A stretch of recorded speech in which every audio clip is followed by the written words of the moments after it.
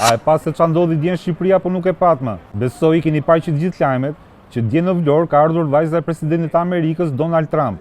Por ajo gjë që më bëri më shumë përshtypje nuk ishte vendet që ajo vizitoi, por menuja që zgjodhi për të ngrënë. Dhe sipas burimeve shumë të sigurta nga resorti ku ajo drekoi, thonë që ajo ka zgjedhur një sallatë, fileto peshku të pjekur në furrë dhe makarona të zjera.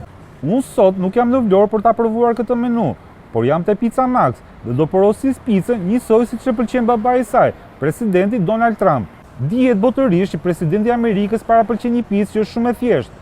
Ajo zakonisht bëhet me djathë dhe me sallam pikant, dhe këtu te Pizza Max ajo quhet Diavola Calabrese. Kushton 700 lekë dhe unë mezi po pres ta provoj.